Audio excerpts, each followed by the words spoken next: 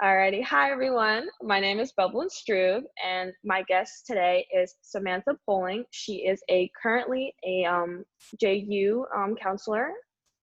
We are going to be discussing the topic of stress and how it affects people and how to hopefully help with stress in people's lives. So let us begin. Currently, as a professional, what do you think are the main causes of stress?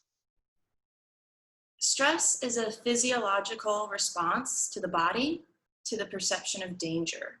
When the body is stressed, it releases hormones such as cortisol and adrenaline, which increases heart rate and blood pressure.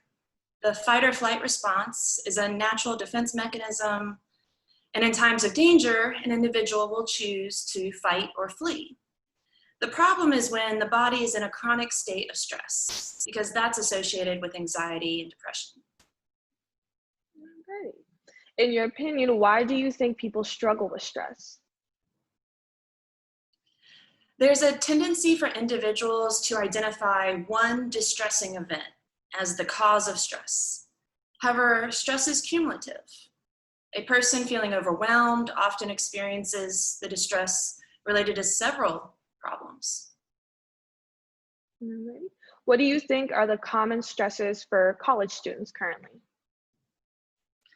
Common stressors range from time management, romantic relationships, social problems, and academic stress. Unfortunately, students experience life challenges related to several areas of their life, in which some are exacerbated by COVID limitations. For example, attending online courses versus in-person courses may be more challenging, and building new social groups may be difficult due to social distancing. I totally agree with that one. How does stress take a toll on the body currently? The fight or flight response is a natural mechanism, and in some ways, stress is good for the body. However, the chronic state of stress results in increased cortisol and adrenaline hormones.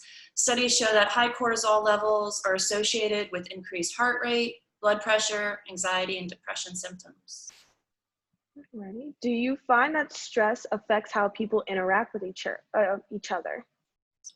Absolutely. Stress releases hormones and keeps the physiological body in a heightened state of alertness. Stressed individuals are more likely to show negative emotional responses, such as irritability, low mood, or aggressiveness. Stressed individuals may experience more racing thoughts that could lead to poor concentration.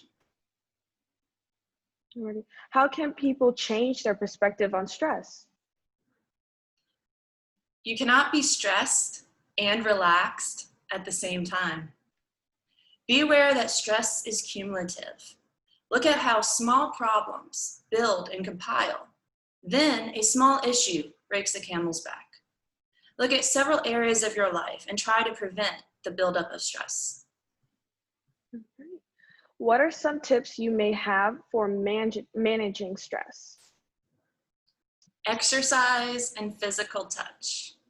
I recently published a study looking at individual activity during the COVID lockdown in April 2020. Results show that exercise and touch had similar and positive effects on the body.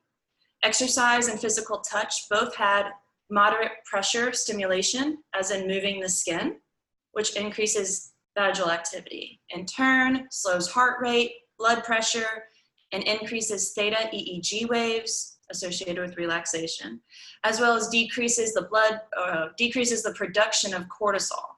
Decreased cortisol is associated with an increased natural killer cells and natural killer cell activity, which reduces viral, bacterial, and cancer cells.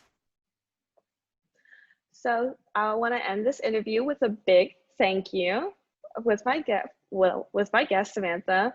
I really appreciate having you on here to have a professional point of view on stress. And with social distancing, this was a perfect interview. And so thank you for taking the time out of your day to do this with me. Thank you, Bev. I wouldn't miss the chance.